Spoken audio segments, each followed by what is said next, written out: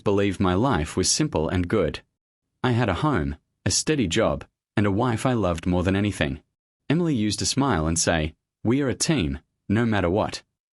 I believed her. I believed every word.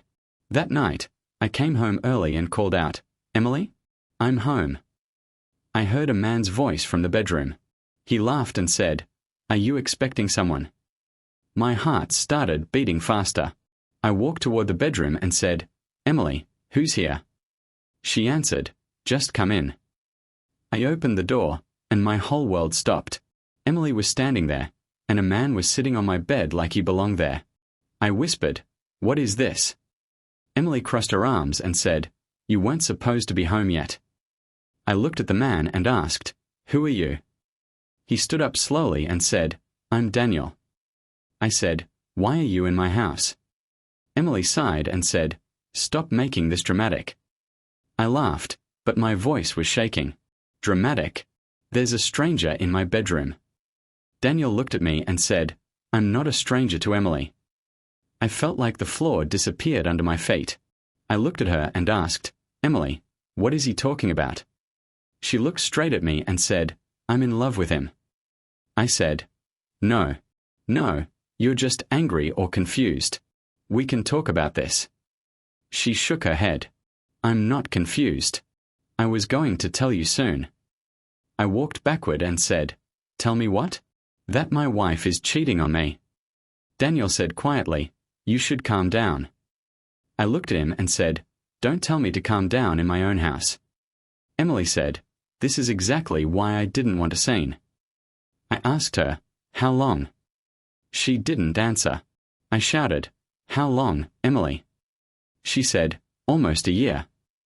I felt my chest tighten. "A year? I kissed you goodbye every morning for a year."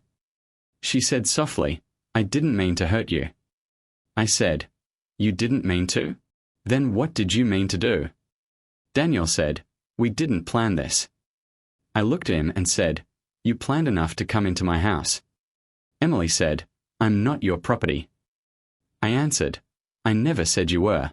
I thought you were my wife." She looked tired and said, "I don't love you anymore."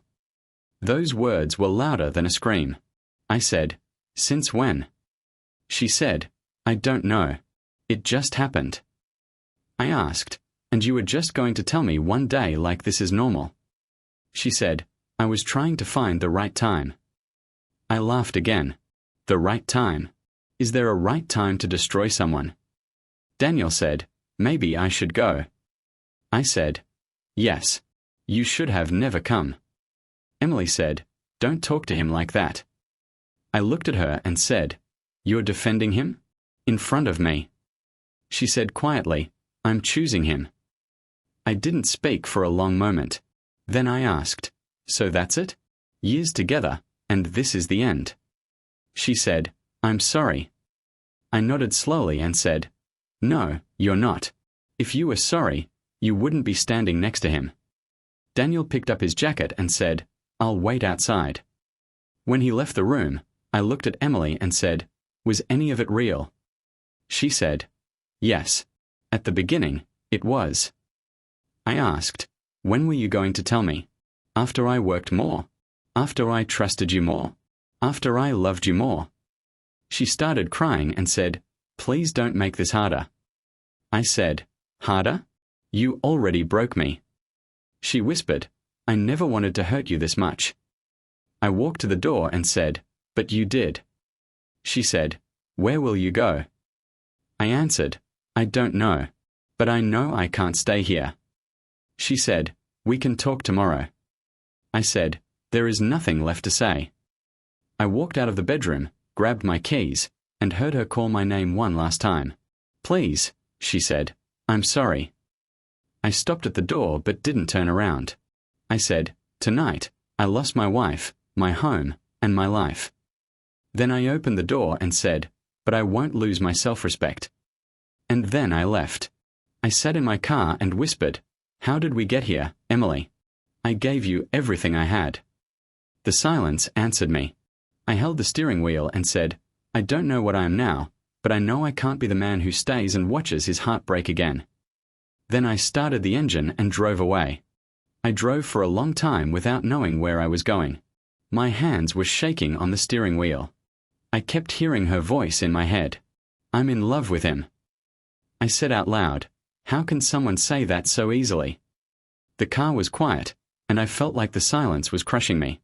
I parked on the side of the road and looked at my phone. There was only one person I could call. I pressed the call button and waited. Mark answered. Hey, why are you calling so late? I didn't speak for a few seconds. He said, hello? Are you okay? I finally said, I think my marriage just ended. He went quiet. Then he said, where are you? I don't know, I said. I'm just sitting in my car. He said, what happened? I laughed, but it sounded broken. I went home early. She wasn't alone. Mark didn't speak for a moment. Then he said, you mean? Yes, I said. In my house. In my bedroom. He said, I'm coming to get you. I said, no, I can drive. He said, then drive to my place. You're not staying alone tonight. I whispered, she said she loves him. Mark said, listen to me. Just come here. We'll talk. I started the car again and said, I feel like an idiot. He replied, you're not an idiot. You trusted your wife. I said, she's been seeing him for a year. Mark said, a year? Yeah, I said. A whole year, and I didn't see it. He asked, were there signs? I thought for a moment and said, late nights. Password on her phone. She stopped asking how my day was. She stopped laughing at my jokes. Mark said softly, you loved her. That's why you didn't see it. I said, I keep thinking maybe I did something wrong. He said, stop. Don't do that to yourself. I said, I worked late so we could have a better life. I trusted her.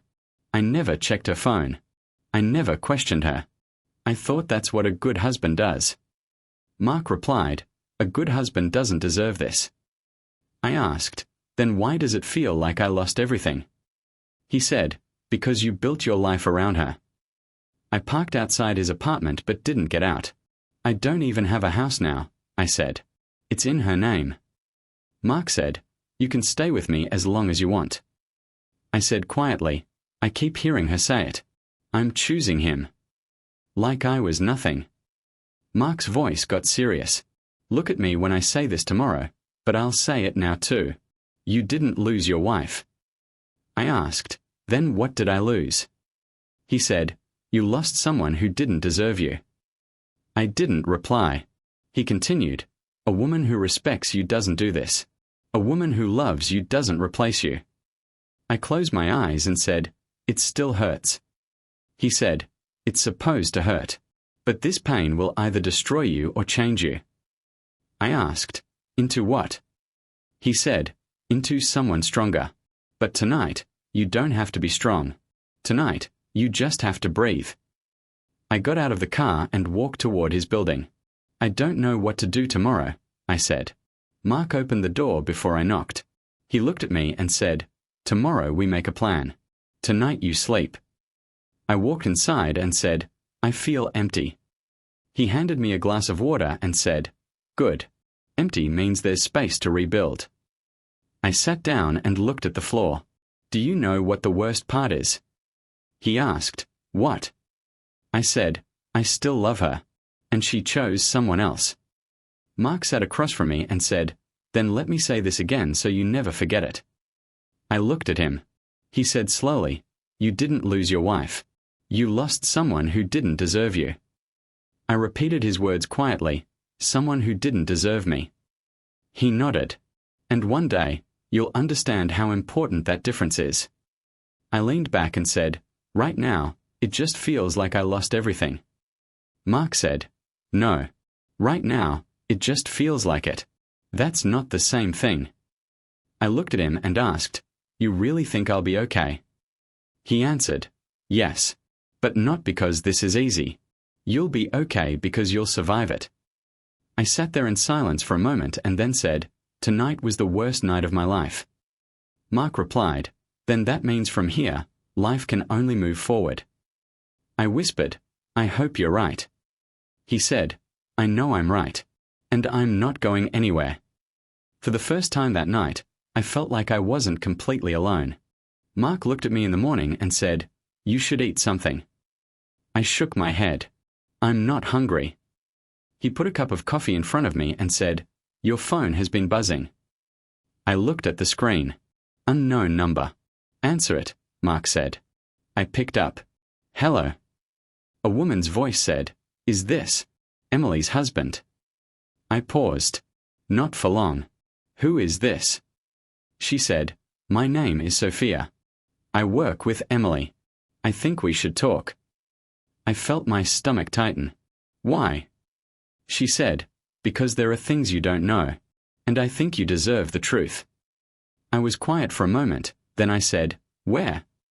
She told me the name of a small cafe. I said, I'll be there in an hour. Mark looked at me and asked, Who is that? I said, Someone who says I don't know the whole story. He sighed. Be ready. Sometimes the truth hurts more than the lie. I said, I think I already know the worst part. He replied, Don't be so sure. An hour later, I walked into the cafe and saw a woman wave at me. I walked over and said, Sophia. She nodded. Thank you for coming. I sat down and said, Just tell me what I don't know. She looked nervous. I don't want to hurt you. I said, You're not the one who hurt me. Just tell me. She took a deep breath. Emily and Daniel have been together for almost a year. I stared at the table. She told me. Sophia shook her head. No, I mean everyone at the company knew. I looked up slowly. Everyone. She said quietly, People talk. They didn't even try to hide it after a few months. I felt heat in my face. So I was the only one who didn't know. She didn't answer, and that was my answer. I asked, Who is he really? She said, Daniel comes from a very rich family. His father owns part of the company. I leaned back and laughed bitterly. Of course he does. She continued, He helped Emily get her promotion. I asked, You mean she earned it like that? Sophia said carefully, I'm just telling you what people say in the office. I looked out the window and said, Late nights, business trips, new clothes, new phone password. Sophia said softly, I'm sorry. I said, Don't be sorry. Just keep telling me the truth. She nodded. Mr. Carter knew too. I looked at her quickly. The boss knew. She said, Daniel's family is important to the company. No one wanted to get involved. I felt like I couldn't breathe for a moment. So my marriage was a joke at her office. Sophia said, Not everyone thought it was funny. I asked, Did she ever talk about me? Sophia hesitated, then said, She said you were a good man, but not exciting. I smiled, but it hurt. Not exciting. Sophia said, She said Daniel made her feel important. I nodded slowly. And I made her feel safe. I paid the bills. I planned the future. I stayed loyal. Sophia looked at me and said, That matters. Just not to the wrong person. I asked, Why are you telling me all this? She said, Because I saw you once. You brought Emily lunch to the office. You looked happy. And I felt guilty because I knew. I remembered that day. She told me she was busy and couldn't eat with me. So I left the food and went back to work. Sophia looked down. She had lunch with Daniel that day. I closed my eyes for a moment. I see. She said, I'm sorry. You didn't deserve this. I asked, Do you think she ever loved me? Sophia said, I think she loved the life you gave her. I'm not sure she understood what love really is. I laughed quietly. I was fighting for my marriage while she was planning a new life. Sophia said, You were the only one still trying. I repeated her words slowly, the only one still trying. She nodded. Yes. I sat there for a long time, then I said, Thank you for telling me the truth. She asked, What will you do now? I stood up and said, Now I stop fighting for someone who already left. She said, "What about Emily?" I answered, "Emily made her choice." I walked toward the door, then stopped and said, "You know what hurts the most?" Sophia asked, "What?"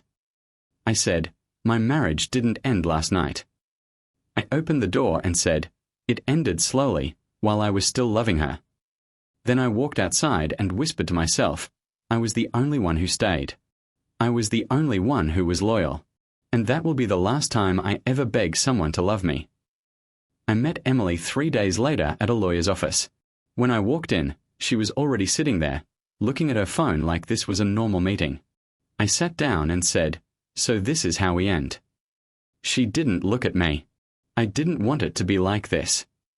I replied, "You already made sure of that." She finally looked up and said, "Let's not fight. I want a clean break." I almost laughed. "A clean break? Is that what you call this?" She said, "I don't want to drag this out." I asked, "Were you dragging it out during that 1 year too?" She looked annoyed. "We are not here to talk about the past." I leaned back and said, "That's funny, because you are my past, my present, and my future." She crossed her arms. "This is exactly why this marriage stopped working. You're too emotional." I stared at her. I was your husband. I was supposed to care. She said nothing for a moment, then pushed some papers toward me. "These are the divorce papers." I looked at the papers but didn't touch them. "That fast?" She said, "It's better this way." I asked quietly, "Did you ever plan to tell me, or were you just waiting until you were ready to replace me?" She said, "I didn't replace you.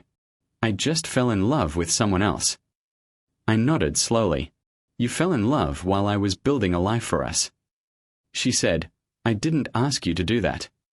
I looked at her and said, "No, you just let me." The lawyer cleared his throat and said, "We should focus on the documents." Emily nodded. "The house is in my name, so legally it stays with me." I felt that like a knife. So I walk away with nothing.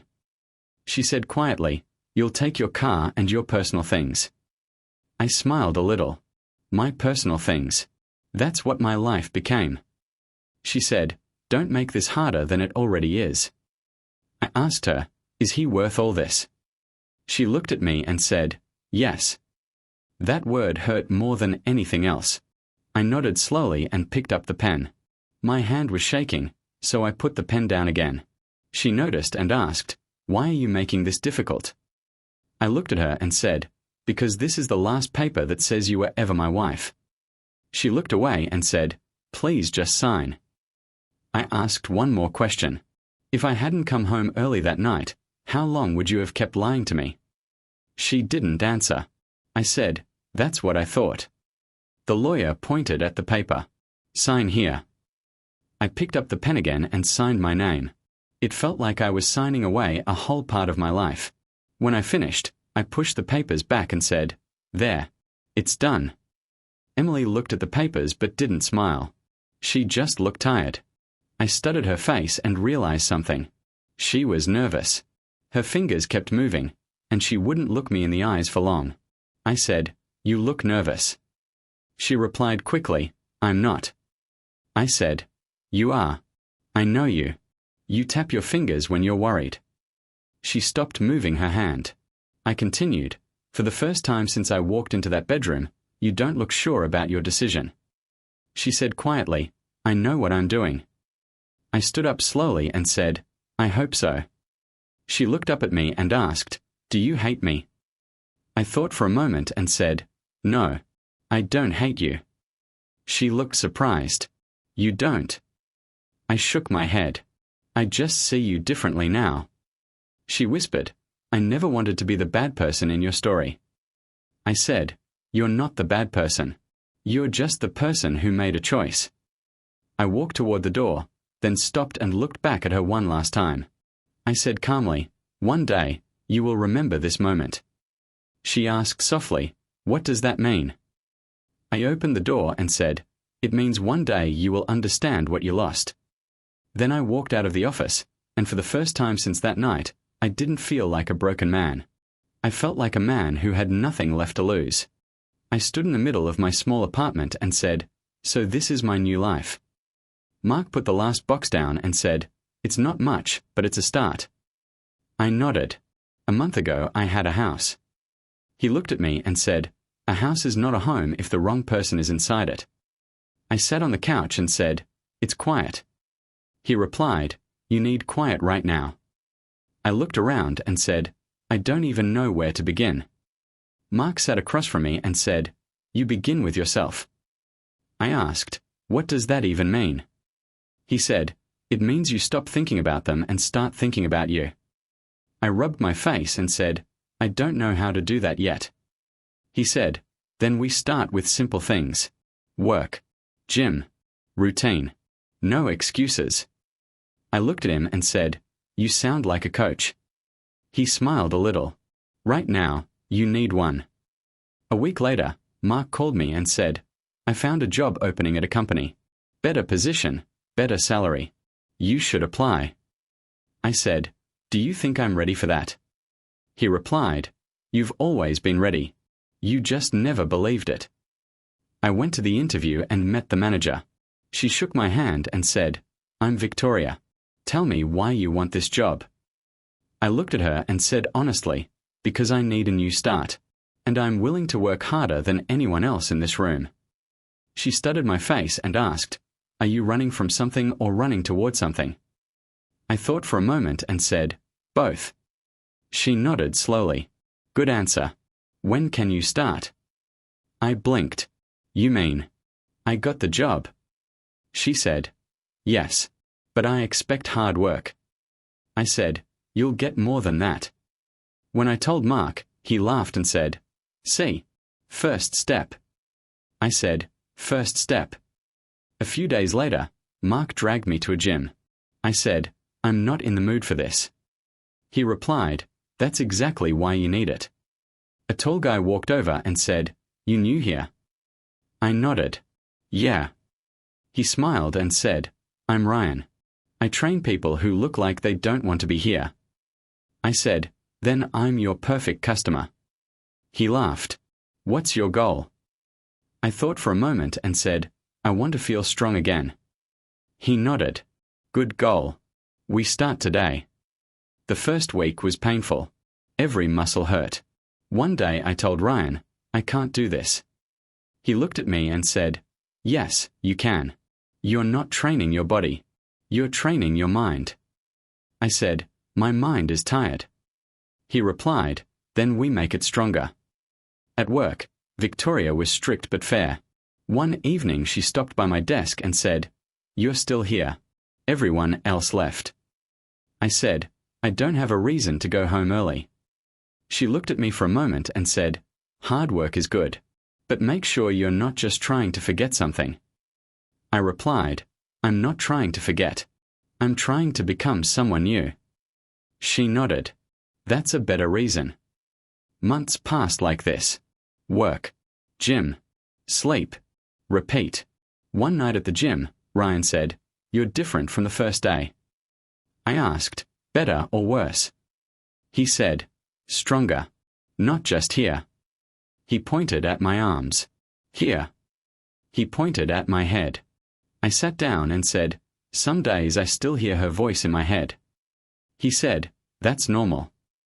I asked, "When does it stop hurting?"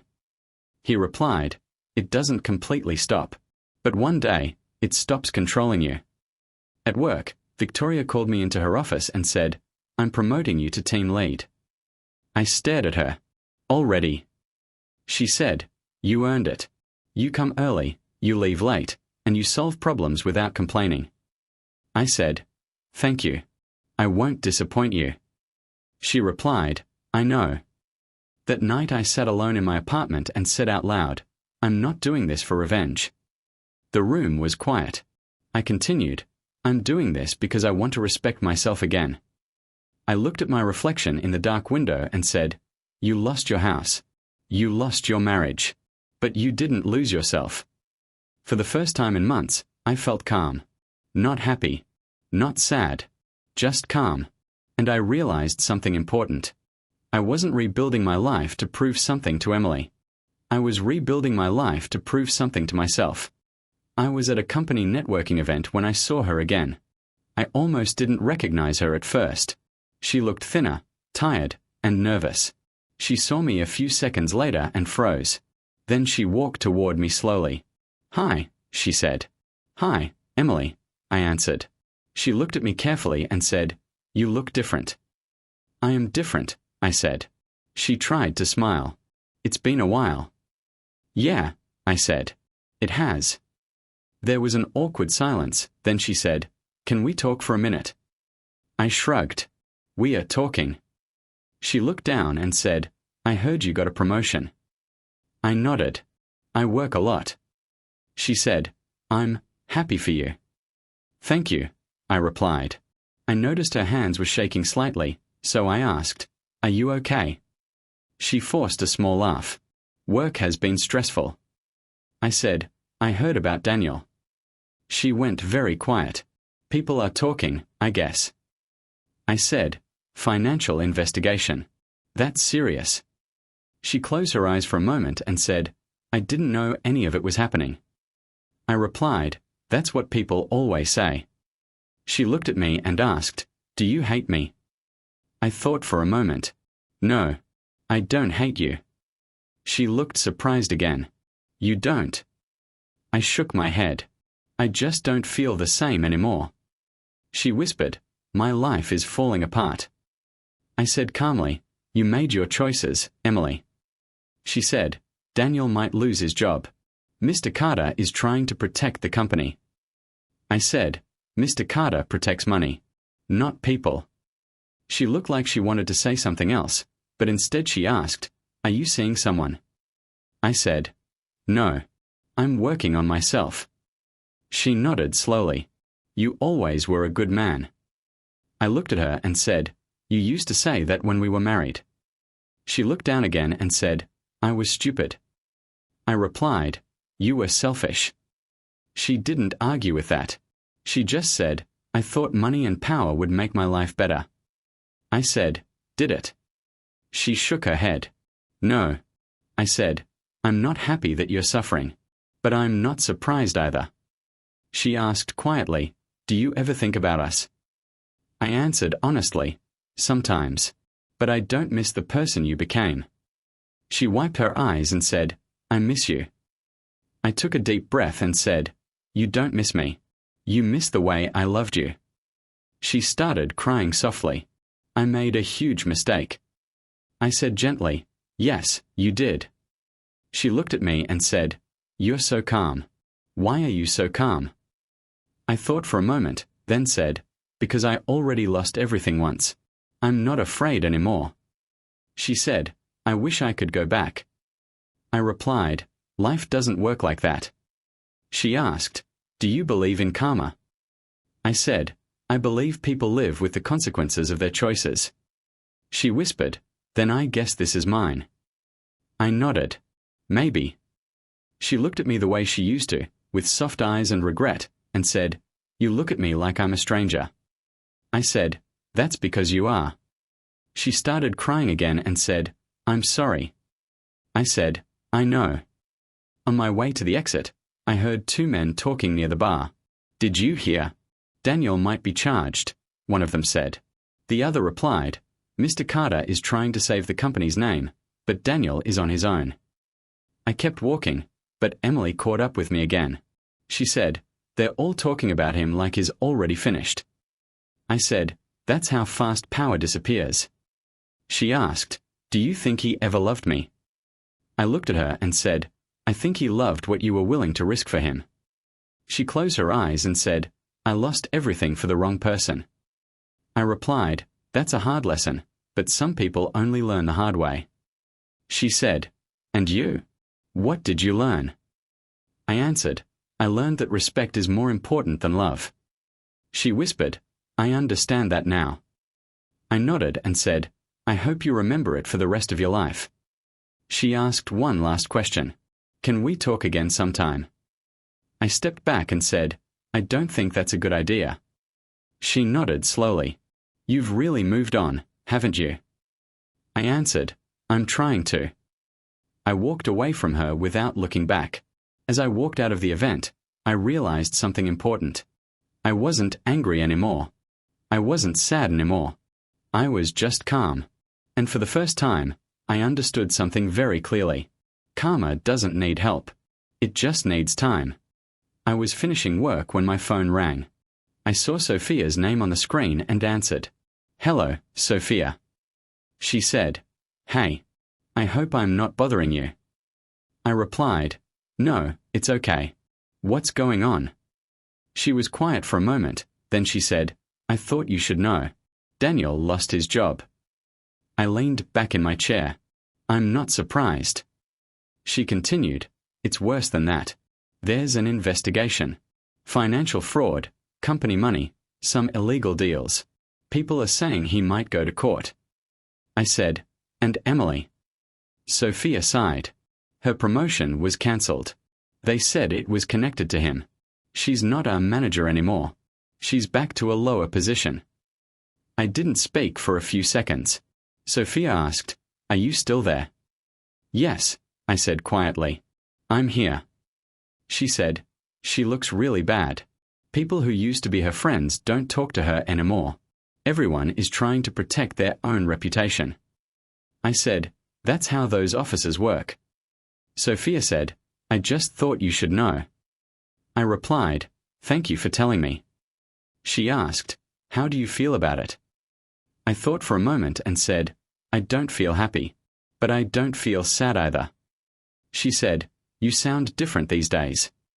I said, "I am different." She said, "You know, she talks about you sometimes." I frowned.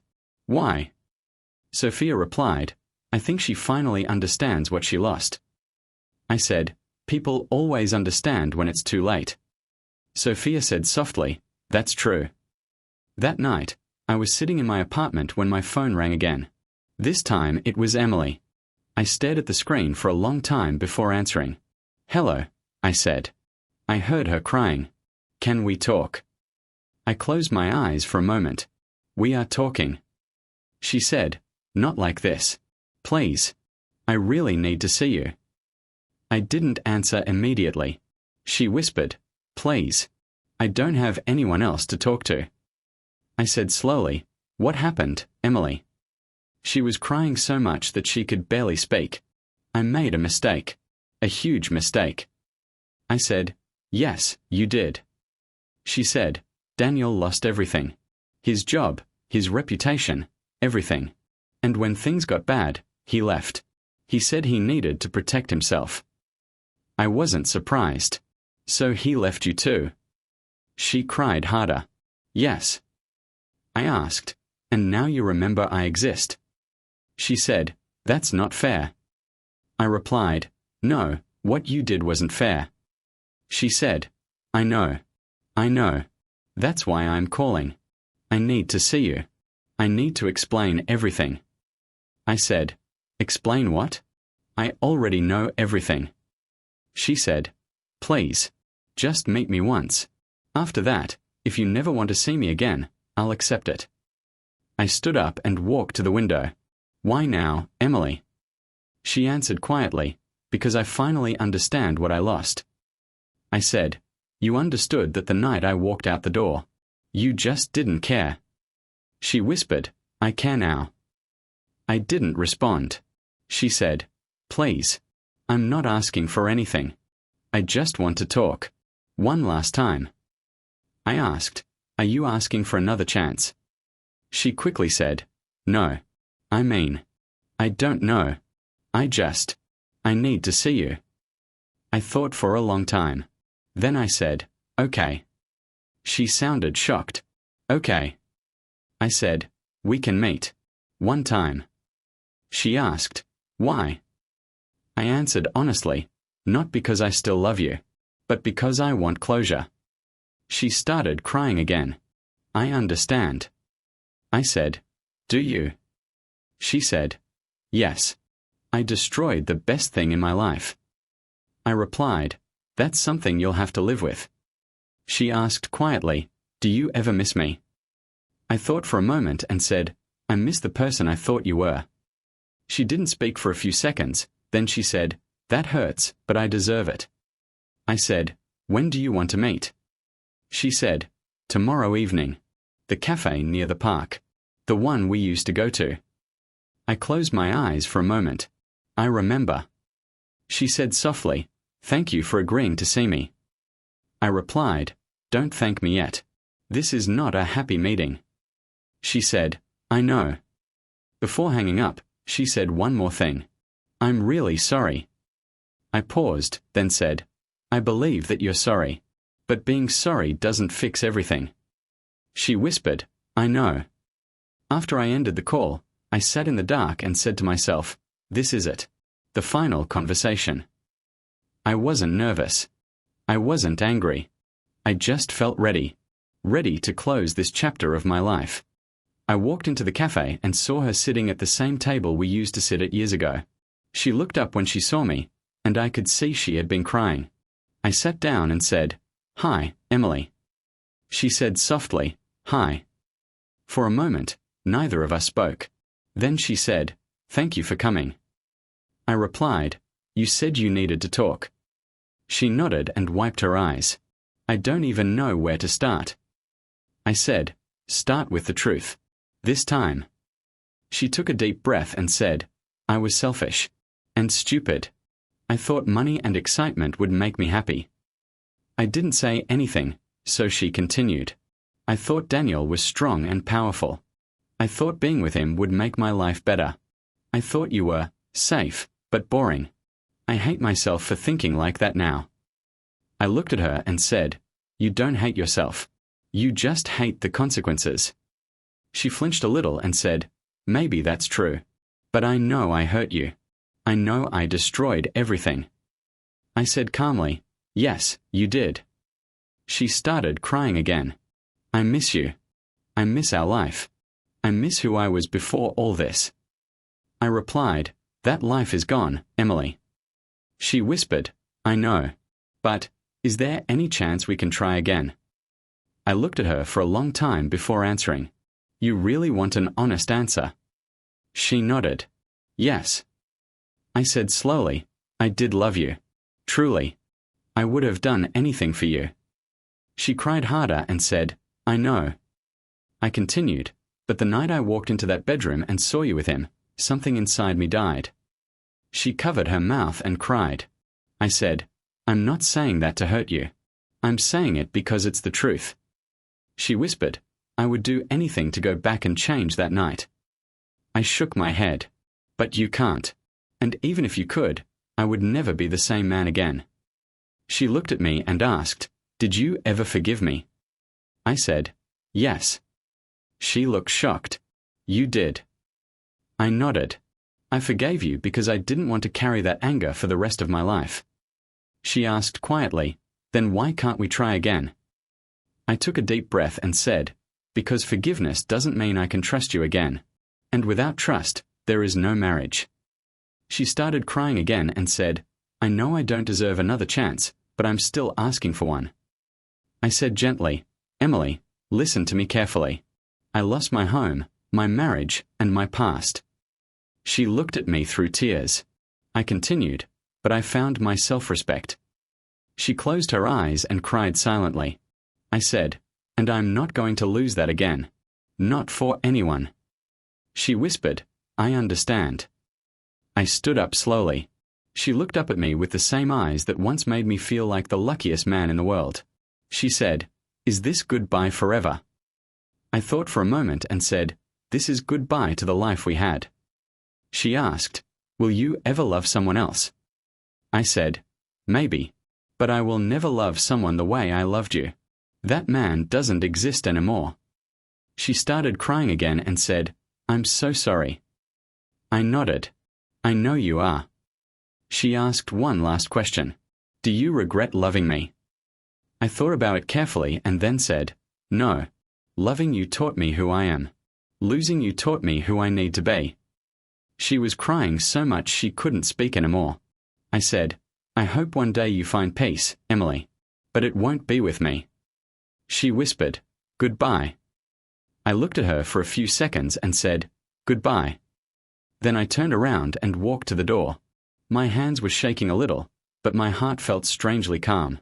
When I stepped outside, I took a deep breath and said to myself, "It's over." And for the first time since the night everything broke, I felt free. A year later, I stood in my apartment, looking at the city lights, and said quietly, "I made it." My phone rang, and it was Mark. He said, "Big promotion today. We are celebrating. Don't say no." I smiled a little. I wasn't going to say no. He laughed. "Good. Because a year ago you were sleeping on my couch and saying your life was over." I said, "A year ago, I thought losing everything meant my life ended." Mark replied, "And now?" I said, "Now I know it was just the beginning." He was quiet for a moment, then he said, "I'm proud of you."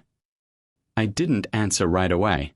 Then I said, "Thank you for not letting me fall apart." He said, "You did the hard part. You rebuilt yourself." That night, we went to a small restaurant. Mark raised a glass and said, "Say something. 1 year. New job, new life, new attitude."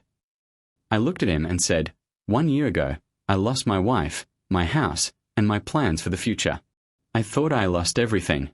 But I was wrong. I just lost the life that was not meant for me."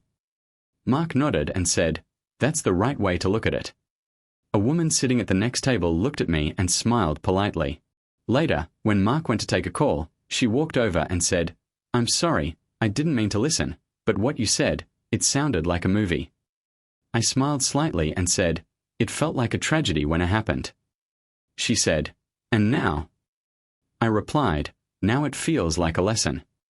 She held out her hand and said, "I'm Clara." I shook her hand. "Nice to meet you." She asked, "Do you mind if I sit for a minute?" I said, "Sure." She sat down and said, "You don't sound like a bitter person. Most people would be." I thought for a moment and said, "I was bitter. For a while. But being bitter is like drinking poison and waiting for someone else to get sick." She smiled. "That's a sad but smart way to look at it." I asked, "What about you? What's your story?" She laughed softly. "Everyone has a story. Mine just taught me that the wrong people show you what you don't want, and the right people show you what you deserve." I nodded. "That's true." Mark came back and said, "I see you made a new friend." I said, "Mark, this is Clara. Clara, this is Mark." Mark smiled and said, "Any friend of his is welcome. He doesn't talk to many people these days. He works, goes to the gym, and reads like an old man." I said, "That's not a bad life." Clara said, "It sounds like a peaceful life." I replied, "Peace is very expensive. You don't realize the price until you lose it once." She looked at me and said, "You talk like someone who rebuilt himself the hard way." I nodded slowly. I did. We talked for a long time that night. Not about love, not about the past, just about life, mistakes, and second chances. A week later, I met Victoria at work.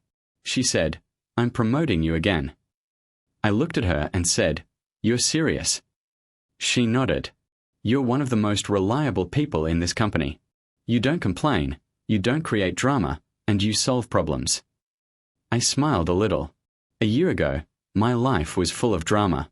I guess I learned my lesson. She said, "Whatever happened to you, it made you stronger. Just don't forget to live, not just work." I said, "I'm starting to learn that too." That evening, I met Clara again for coffee. She asked me, "Are you always this calm?" I smiled and said, "No. I just went through something that taught me what really matters." She said, "And what matters?" I answered, "Respect, peace, and the people who stay when life gets hard." She looked at me and asked, "Do you think you'll ever get married again?" I thought for a moment and said, "Maybe. But next time, I won't just love someone. I'll make sure they respect me too." She nodded. "That's a good rule." Months passed, and life became steady. Not perfect, but steady. And I learned that steady is better than exciting when exciting destroys your life. One day, I drove past my old neighborhood. I don't know why I went there. Maybe I just wanted to see if it would still hurt. I parked the car and walked down the street slowly. I stood across the street from the house that used to be mine. I said quietly to myself, that used to be my home. I remembered the night I walked out with nothing but my keys and my phone. I remembered how broken I felt, how empty I felt, how I thought my life was over. I stood there for a long time. Then I said, you lost this house, but you found yourself. My phone rang. It was Clara. She said, hey, what are you doing? I looked at the house one last time and said, I'm saying goodbye to my past. She asked, is that hard? I thought for a moment and said, no. It used to be hard. Now it just feels like a memory. She said, where are you now? I smiled and said, on my way to my future. She laughed softly. That's a good answer. I took one last look at the house and said quietly, I hope she found what she was looking for. Because I found what I was looking for. Clara asked, and what did you find? I started walking back to my car and said, myself. I got into the car, started the engine, and said one last thing, not to Clara, not to Emily, but to myself. Sometimes you have to lose everything to find out who you really are.